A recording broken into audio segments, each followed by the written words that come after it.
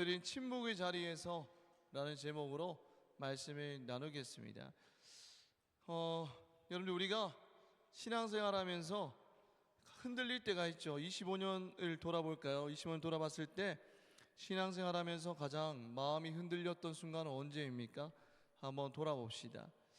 우리 마음이 가장 흔들렸던 때가 언제일까요?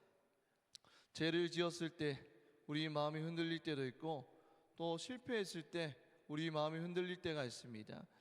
근데 가장 우리 마음이 흔들릴 때가 언제죠? 하나님이 때로는 침묵하시는 것 같을 때 우리 마음이 가장 흔들리지 않습니까? 기도해도 아무런 말씀이 없으시고, 또 예배를 드려도 나에 대한 구체적인 그런 나의 삶에 대한 구체적인 설명이 없고, 나의 삶이 여전히 불확실할 때 우리 마음이 흔들리지 않습니까? 여러분들, 그래서 우리는 이런 질문을 하게 되죠. 하나님, 왜 세상 가운데서 침묵하십니까? 라고 그렇게 우리는 질문을 던집니다. 하나님, 제가 하나님 이 문제를 놓고 하나님 앞에 간절히 기도했는데 하나님이 왜 이 순간에 침묵하시나요? 라고 우리는 질문을 던질 때가 있습니다. 하나님, 조금 더 이 상황 가운데서 저에게 좀 구체적인 설명을 해주시면 안 될까요? 라는 질문을 던질 때가 있습니다. 하나님, 저에게 왜 이런 일이 생겼는지 조금 더 구체적으로 알려주시면 제가 하나님을 믿기 쉬울 것 같습니다. 라는 질문을 던질 때가 있죠. 하나님, 앞으로의 일들을 저에게 조금만이라도 알려주신다면 제가 지금 이 상황을 좀 견딜 수 있을 것 같습니다. 라는 우리는 질문을 던질 때가 있습니다. 어떤 구체적인 설명이 주어지면 믿을 수 있을 것이라고 우리는 생각합니다. 그래서 하나님께 우리는 자주 기도하죠. 하나님, 이것 좀 구체적으로 말씀해 주십시오. 이유를 좀 알려주십시오. 라고 우리는 기도합니다. 근데 오늘 누가복음 2장은 사실은 이런 질문을 품은 사람들을 위한 본문입니다. 오늘 본문에 보면 누가 나오죠? 오늘 본문에 보면 누가 나옵니까? 목자들이 나오죠. 그죠? 이 목자들이 양을 치던 그 들판에 놀라운 소식이 전해집니다. 9절에 보면 누가 나타나죠? 그 목자들에게 9절에서 주의 사자가 곁에 서고라고 합니다. 근데 이 주의 사자가의 우리말 성경, 여러분들 생명의 삶에 보면 우리말 성경이 있잖아요. 그죠? 우리말 성경을 보면 주의 천사가라고 번역이 되어 있습니다. 주의 천사들이 나타났다는 거예요. 그래서 하나님의 말씀을 그들에게 딱 전합니다. 그런데 그 말씀, 하나님의 말씀을 전하잖아요, 천사들이. 그러면 하나님의 말씀, 뭔가 대단한 말씀인 것 같은데 사실은 놀랍도록 간결합니다. 그 천사들이 전한 하나님의 말씀이 무엇이었나요? 10절에 보면 무서워하지 말라 라고 전하고, 큰 기쁨의 좋은 소식을 전한다 라고 하고, 11절에 보면 너희를 위하여 누가 나셨다? 구주가 나셨다. 12절에는 강보에 쌓여 구유에 누워 있는 이 아기, 그 아기가 표적이다 라는 말을 전합니다. 되게 간결하죠. 그죠? 그죠? 되게 간결하게 전합니다. 여러분들 놀러와 봅니까? 유재석 나오는 놀러와. 놀러와 맞죠? 프로그램 이름을 자꾸 깜빡깜빡하네요. 놀러와 아니에요? 놀면 뭐하니요? 놀면 뭐하니? 나는 맞아. 제가 요즘에 너무 이게 놀면 뭐하니? 오케이. 놀면 뭐하니 해서 어제 뭐 한지 알아요? 투표했어요. 투표했는데, 여러분들이 요즘에 인기 투표하죠. 놀면 뭐하니 해서. 근데 그 중에서 제가 한 사람, 한상진이라는 연예인 압니까? 한상진, 그죠? 근데 어제 인터뷰하는 거 봤는데, 잠깐 봤는데 이렇게 말하더라고. 자기는 이제 제일 말이 없을 때가 방송할 때라고, 그리고 실제 삶에서는 말이 진짜 많다라고 하면서 그런 이야기들 하더라고요. 말이 끊이지 않는다라고 하면서 그렇게 말합니다. 그러니까 이 한상진이라는 연예인은 되게 뭔가를 설명할 때 장황하게 말하는 스타일입니다. 이 중에도 그런 스타일이 있습니까? 간결하게 말하는 스타일이 있고, 장황하게 정민 자매가 방금 가온이 보고 막 이렇게 얼마 전에 성탄절 이브 전야제 행사 때 막 가온이가 막 옆에서 훈수 두니까 옆에서 조용히 좀 하라고 막 정민 자매가 그랬던, 왜 저래 하면서 그랬던 기억이 납니다. 여러 가지 스타일이 있죠, 그죠? 그 여인이 장황하게 말하는 스타일입니다. 제가 대학교 때 경제신문을 구독했습니다. 한 1년 정도 구독했는데, 여러분들 요즘에는 그 종이신문을 구독하나요? 우리 대학교 청년들은 잘 안 보죠, 그죠? 제가 이제 청년 때에는 이제 대학교 기숙사에 이제 1년 구독해가지고 거기 제 이 호실에 그렇게 딱 아침마다 신문이 딱 꽂혀져 있었습니다. 여러분들 그 신문에 보면 한 사건이 딱 등장하면 한 사건에 대해서 여러분들 장황하게 설명을 하죠. 신문에 보면 뭐 이런 일이 어떻게 일어났고 사건의 발단은 어떻고 막 그 배경을 장황하게 설명하지 않습니까? 특히 중요한 사건은 어디에 등장합니까? 신문의 일면에 딱 크게 사진 딱 큰 사진 해놓고 밑에 장황하게 설명을 해놓죠. 근데 오늘 본문은 되게 간결하게 그렇게 놀랍도록 간결합니다. 근데 여러분들 10절에서 12절의 그 말씀의 내용을 그러면 핵심은 무엇입니까? 여러분 한번 좀 줄여볼까요? 간결한데 더 간결하게 줄여볼까요? 10절에서 12절의 말씀을 줄이면 어떤 걸까요? 그 천사들이 전한 말씀의 뜻은 뭘까요? 핵심은 뭐냐면 11절에 보면 구주가 나셨다라고 하죠. 여러분들 구주가 뜻이 뭡니까? 구원자라는 뜻 아닙니까? 그죠? 구원자라는 뜻입니다. 그리고 그 뒤에 말씀이 곧 그리스도 주신이라라고 말씀합니다. 근데 그리스도는 헬라어로 크리스토스입니다. 크리스토스. 그리고 여러분들 그것을 번역하면 기름 부은 자라고 번역할 수 있습니다. 여러분 그리스도는 무슨 뜻이라고요? 기름 부은 자입니다. 그러면 그리스도 주죠. 주는 원어가 뭐냐면 키리오스입니다. 키리오스. 이게 뭐냐면 하나님의 권위를 지닌 분의 호칭입니다. 하나님의 권위를 지닌 분의 호칭입니다. 그러니까 이 초대교회 신앙의 고백의 핵심이었어요. 주, 키리오스. 초대교회의 고백의 핵심이었습니다. 그러면 그리스도 주 해석하면 뭐가 되죠? 하나님의 기름 부으심을 받고 하나님의 권위를 지닌 누구?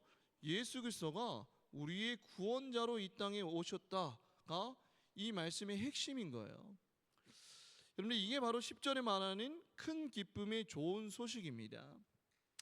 하나님의 기름 부으심과 하나님의 권위를 받은 자 예수 그리스도가 이 땅에 오셨다. 우리를 구원하기 위해서 이 땅에 오셨다가 바로 큰 기쁨의 소식이죠.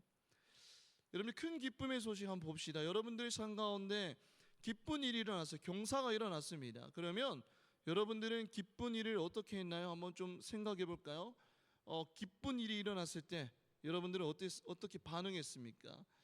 친한 사람에게 가서는 되게 그런 마음대로 오픈했을 거예요. 이런 좋은 일이 일어났다라고. 그리고 어떻게 해서 이런 좋은 일이 일어났다라고 그렇게 설명을 할 것입니다. 그리고 그때 들었던 감정들도 그 상대방에게 전할 거예요. 그죠? 그런데 온 인류의 인생을 바꿀 놀라운 사건인데 그 사건치고는 여러분 사실 설명이 어떠나요? 너무 간결하고 너무 짧지 않습니까? 10절에서 12절의 설명은 너무 간결하고 짧습니다. 어떤 배경에 대한 설명도 없고 이후의 구체적인 계획도 사실은 여기에 언급되지 않아요. 여러분 여기서 우리가 기억해야 될 것은 뭐냐면 하나님은 우리 여러분들에게 저와 여러분들에게 모든 것을 설명해 주시는 분은 아니라는 거예요.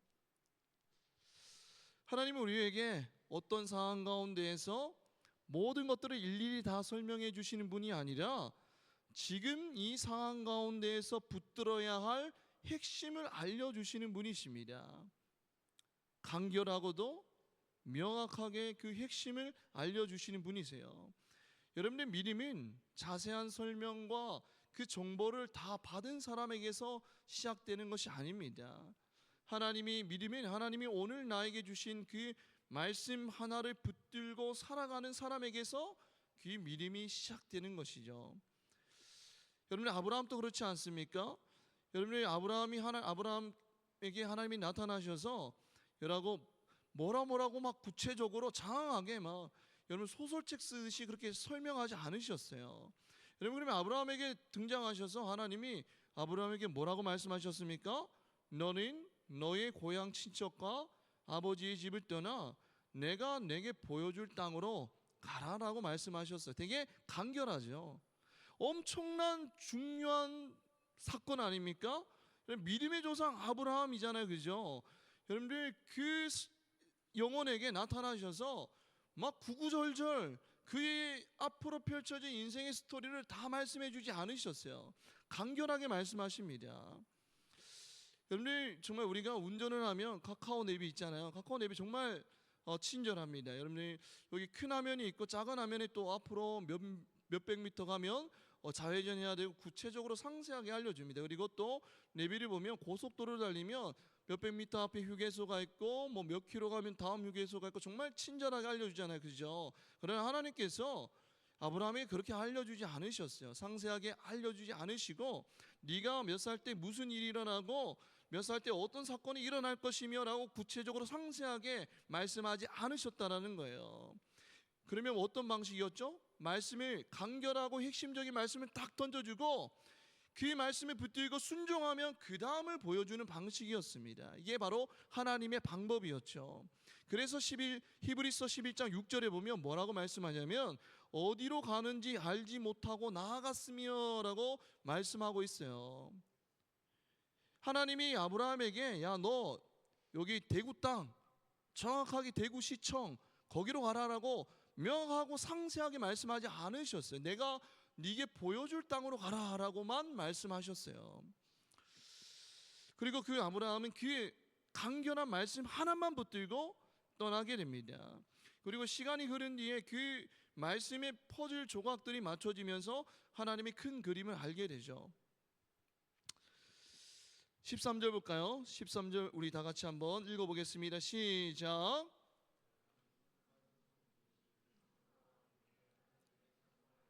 네, 좋습니다. 지금 천사 이 한 명만 나타난 것이 아니라 천군이 같이 등장하게 됩니다. 압도적인 세력이죠. 위엄을 갖춘 집단 아닙니까? 그 집단이 가장 중요한 소식을 가지고 목자들이 있는 들판에 딱 나타난 거예요. 그런데 그 천군 천사들이 이 땅에 오신 예수 그리스도에 대해서 여러분들 한마디씩만 해도 엄청나죠. 여러분들 끝이 없을 것입니다. 어제 우리가 청년들이 이제 25년 임원, 26년 임원들 모여서 LTC를 했습니다. 여기 청년부실에서. 근데 여러분들 이 LTC 할 때 정말 한 18명 이렇게 모였더라고요. 19명 이렇게 모였던데 한 사람씩 돌아가면서 말을 해도 여러분들 2시간이 훌쩍 넘었더라고요. 제가 이제 청년들이 불러서 한 4시 반 넘어서 갔는데 청년들이 이미 2시 정도에 이미 회의를 시작했습니다. 여러분들 그 많은 청년들이 모여서 한마디씩만 해도 2시간 반이 훌쩍 넘어가지 않습니까? 여러분 그런데 여러분들 지금 천군 천사들이 예수 그리스도에 대해서 한마디씩만 말해도 되는데 여러분들 그 천군 천사들이 지금 목자들에게 남긴 말은 무엇이었을까요? 여러분이 13절에 보면 이렇게 말씀하고 있습니다. 호련히 수많은 천군이 그 천사와 함께 하나님을 어떻게 하였다고요? 찬송하여 이르되 찬송했다라는 거예요. 그들이 남긴 말은 뭐예요? 찬송이었습니다. 막 구구절절 예수 그리스도에 대해서 여러분들이 말한 것이 아니라 찬송을 남겼어요. 그리고 14절에 이렇게 말씀하고 있습니다. 우리 다 같이 읽어볼까요? 시작. 지극히 높은 곳에서는 하나님께 영광이요 땅에서는 하나님이 기뻐하신 사람들 중에 평화로다 하니라라고 여러분들 이 찬송 한 구절 남겨놓고 어떻게 했나요? 15절에 보면 천사들이 떠나 하늘로 올라가니라고 말씀하고 있습니다. 여러분들 이 천군 천사들이 좀 예수 그리스도에 대해서 좀 구체적으로 설명해 주면 좋은데 찬송 한 마디 딱 남기고 여러분 떠나갔다라는 거예요. 여러분 사실 이 문장은 어떻게 보면 매우 차갑게 느껴질 정도입니다. 너무 여러분들 짧은 그 한마디 남기고 떠나갔잖아요, 그죠? 너무 차갑지 않습니까? 여러분이 사람을 우리가 만날 때, 여러분들은 사람을 만날 때 어떤 유형이 좀 짜증납니까? 내가 생각하기에는 이런 유형이 좀 짜증난다. 사람 만날 때 어떤 유형인가요? 한번 좀 말해볼까요? 사람 만날 때 이런 사람 좀 짜증난다. 어떤 유형입니까? 네, 연애를 할 때도 그렇고 우리가 어떤 뭐 직장에서나 뭐 학교에서나 이런 사람 좀 짜증난다. 어떤 사람입니까? 여러분들은 신재는 어떤 사람? 신재 어떤 사람이 짜증나나요? 할 말만 하는 사람. 제 원고를 읽은 것 같습니다. 원고의 그대로 할 말만 하는 사람이라고 했는데, 여러분들 여러 유형이 있겠죠, 그죠? 근데 정말 여러분들 좀 내 말을 듣지 않고 자기 할 말만 다 내뱉고 여러분 떠나는 사람이 좀 짜증나지 않습니까, 그죠? 또 연애를 할 때도 그렇잖아요, 그죠? 상대방이 자기 힘든 것만 다 말하고 또 내가 힘든 거 들어주지 않으면 연애할 때 어떻게 그 연애의 관계는 오래 지속되기가 힘들죠, 그죠? 여러분, 근데 천사들도 그랬어요, 여러분들. 여러분들 등장해놓고 여러분들 목자들에게 복음에 대한 질문을 받을 시간도 주지 않았어요, 여러분들. 그리고 복음에 대한 추가적인 설명도 없었다라는 거예요. 여러분들, 여기서 우리는 한 가지 깨달음을 얻을 수 있습니다. 하나님은 우리 인간을 하나부터 10까지 설명에 의존하는 존재로 만들지 않으셨다라는 거예요. 여러분, 신앙은 하나님께 자세한 설명을 요구하는 것이 아니라 남겨진 말씀을 붙드는 훈련임을 여러분들 기억해야 돼요. 하나님이 여러분들을 향해서 구구절절 자세한 설명을 남겨주시지 않을 때가 많습니다. 그러면 여러분들, 우리는 어떻게 해야 되죠? 우리 신앙은 분명히 하나님이 우리에게 남겨진 말씀이 있을 거예요, 그죠? 우리 오늘 목자들에게도 굵고 짧은 그 말씀이 남겨졌어요. 우리의 신앙은 그 굵고 짧은 남겨진 말씀을 붙드는 훈련임을 여러분들 기억해야 됩니다. 그리고 이후에 목자들은 그 잠깐의 시간에, 정말 한밤중에 잠깐의 시간에 짧게 주어진 말씀을 기억하고 그 말씀을 새기고 그 말씀을 이제 붙들고 그 목자들이 살아갑니다. 여러분, 하나님은 우리에게 가전제품 설명서처럼 구구절절 설명하지 않으세요. 대신 오늘 우리에게 필요한 말씀을, 굵고 짧은 말씀을 우리에게 들려주신다라는 거예요. 그리고 그 주어진 말씀을 붙드는 훈련을 시키신다라는 거예요. 하나님이 내 앞의 상황을 온전히 이해시키기 전에 주어진 말씀을 붙드는 훈련부터 시킨다라는 것을 여러분들 기억하시기 바랍니다. 그리고 천사가 떠난 후에 이제 목자들에게 남은 것은 단 하나입니다. 뭐죠? 이미 들은 말씀, 주어진 말씀입니다. 여러분들, 분명 천사들이 사라진 뒤에는 목자들에게 더 이상 추가적인 말씀이 주어지지는 않았어요. 여러분들, 그 뒤에 이제 하나님의 침묵의 시간이 흐르기 시작합니다. 하나님이 더 이상 말씀하지 않으시잖아요, 그죠? 근데 그 침묵의 시간에 목자들이 어떻게 반응했을까요? 한번 보겠습니다. 목자들이 어떻게 반응했냐면, 하나님, 왜 더 이상 자세한 설명을 해주시지 않습니까? 하나님, 너무 섬세함이 떨어지는 하나님 아닙니까? 하나님, 우리를 너무 방치해 놓는 것은 아닙니까? 하나님, 우리가 앞으로 해야 할 일들을 좀 디테일하게 구체적으로 하나하나 좀 알려주십시오 라고 그들이 말하지 않고, 여러분, 목자들은 이렇게 말합니다. 15절에 한번 우리 15절 한번 읽어볼까요? 시작. 목자가 서로 말하되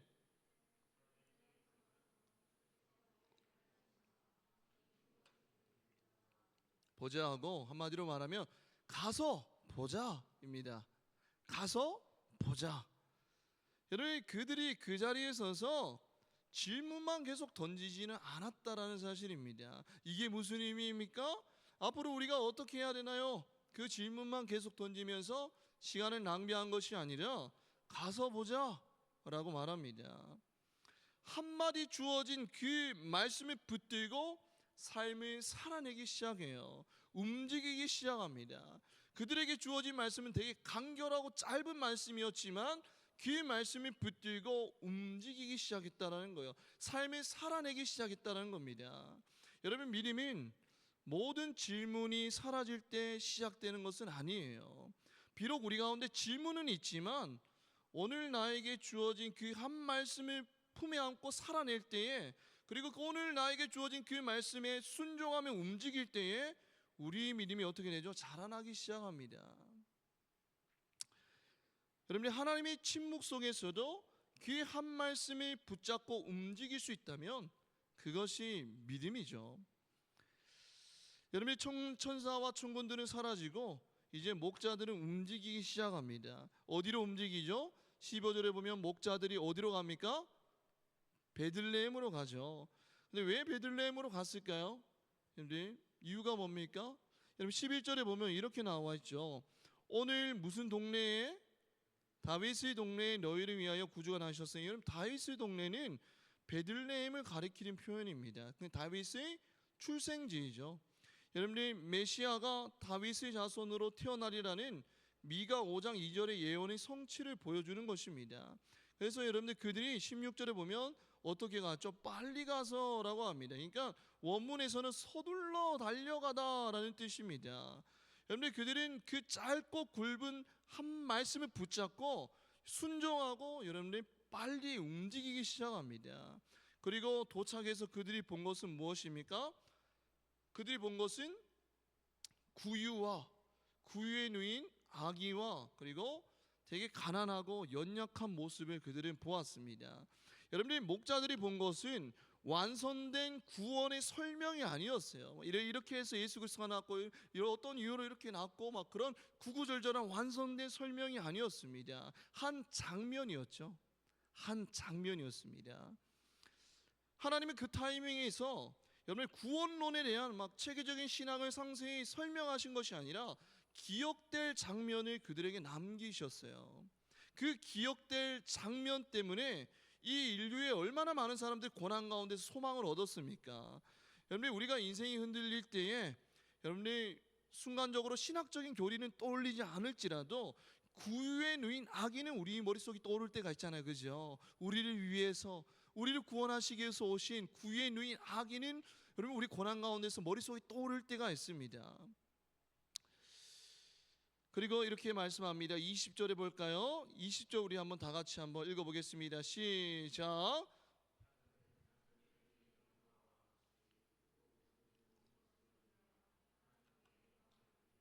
찬송하며 돌아가니라. 하나님은 여전히 침묵하고 계세요. 구유에 누인 아기 예수에 대한 추가적인 상세한 설명도 더 이상 없습니다. 여러분 그리고 그들의 직업은 그대로입니다. 목자들의 직업은 변한 게 없어요. 여러분 당시 목자들은 낮은 계층이었고 여러분 부정적인 시선을 받았던 사람들이었습니다. 여러분 그들의 직업이 바뀐 것도 없었고 어두컴컴한 마음도 그대로였습니다. 변함이 없었어요. 하나님이 침묵 이후에도 그들의 삶은 그대로였다라는 거예요. 그런데 그 하나님의 침묵의 기간에 그들에게 바뀐 게 있습니다. 무엇이 바뀌었죠? 삶을 해석하는 기준이 바뀌어 버립니다. 20절에 보면 이렇게 말씀하죠. 목자들은 자기들이 보고 들은 모든 것에 대해서 하나님께 영광을 돌리고 있습니다. 다른 것은 변함이 없는데 하나님의 그 침묵의 기간에 다른 것은 변함이 없지만 삶을 바라보는 그들의 시선이 해석이 기준이 완전히 바뀌어 버리죠. 여러분이 내 삶의 상황에 대한 하나님의 상세한 설명이 없다고 여러분들이 하나님이 안 계신 것은 아닙니다. 여러분들 우리는 질문을 던지죠. 우리 삶 앞에 놓여진 문제 때문에 여러분 많은 질문을 던지고 그 질문 가운데에서 하나님이 침묵하신 것처럼 여겨질 때가 있습니다. 근데 그 기간이 길어지면 때로는 하나님이 계시지 않는 것처럼 느껴질 때가 있습니다. 그러나 내 삶의 상황에 대한 상세한 설명이 없다고 해서 하나님이 안 계신 것은 아니에요. 하나님이 이미 말씀을 통해서 기도를 통해서 여러분들이 붙들어야 할 말씀들을 들려주셨어요. 간결하지만 정확하고 명확한 여러분들에게 필요한 말씀을 이미 여러분들에게 들려주셨어요. 마치 목자들에게 간결한 말씀을 던져주었듯이 여러분들에게도 이미 그 말씀이 들려주셨다는 거예요. 여러분 상세한 설명을 듣는 것보다 그 말씀이 붙들고 살아가는 훈련이 더 중요하다는 사실을 여러분들이 기억해야 됩니다. 그리고 하나님의 침묵의 시간은 버림이 아니라 훈련이라는 사실을 여러분들 기억해야 돼요. 하나님의 침묵의 시간은 말씀 하나로 걷는 연습의 시간입니다. 이미 내 앞에 삶이 보이지 않는다 할지라도 명확한 삶이 보이지 않는다 할지라도 하나님이 주신 그 말씀 하나로 걷는 연습의 시간임을 여러분들 기억해야 돼요. 마치 아브라함처럼 갈 바를 알지 못했지만 그 말씀 하나 붙들고 한 걸음 한 걸음 갔듯이 그런 훈련의 시간임을 여러분들 기억해야 됩니다. 그리고 우리가 때로는 하나님께 질문을 던질 때 신앙이 슬럼프가 올 때가 있잖아요, 그죠? 하나님이 답변해 주지 않을 때가 있습니다. 그럴 때 그 신앙 슬럼프의 극복은 뭐냐면 하나님의 음성이 사라진 때가 아니라 이미 들은 말씀을 다시 붙들 때임을 우리가 기억해야 된다는 거예요.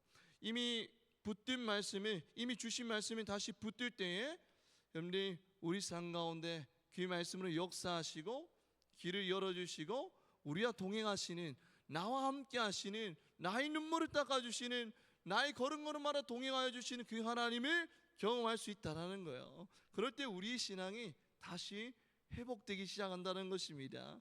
여러분, 말씀을 맺겠습니다. 하나님은 우리를 매 순간 설득하지 않으세요. 하나님 매 순간 우리에게 구체적으로 상세하게 말씀해 주지는 않으십니다. 대신 이렇게 말씀하십니다. 간결하고 명확한 말씀을, 한 말씀을 여러분들에게 주시고 그리고 침묵하십니다. 그리고 그 침묵의 기간 동안 우리가 말씀으로 살아보게 하십니다. 여러분, 하나님은 모든 것을 설명해 주시지는 않으시지만 우리를 끝까지 붙들 수 있는 말씀은 반드시 남겨두세요. 여러분들 25년 한 해가 이제 거의 끝이 나갑니다. 여러분, 남은 이 한 해 살아갈 때에도 하나님께 우리 인생 앞에 놓여진 그 문제에 대해서 더 많은 설명을 요구하기보다 이미 주신 말씀이 무엇인지 한번 떠올려 보십시오. 그리고 그 주신 말씀 하나를 붙들고 살아가는 우리 주의 청년들 되기를 소망합니다. 침묵 속에서도 떠나지 않는 그 믿음을 가지고 살아갈 때에 우리와 동행하시며 우리 길을 열어주시는 그 하나님의 은혜를 경험하는 주의 청년들 되기를 주님의 이름으로 축복합니다. 이 시간 우리 다 같이 찬양하며 나아가겠습니다.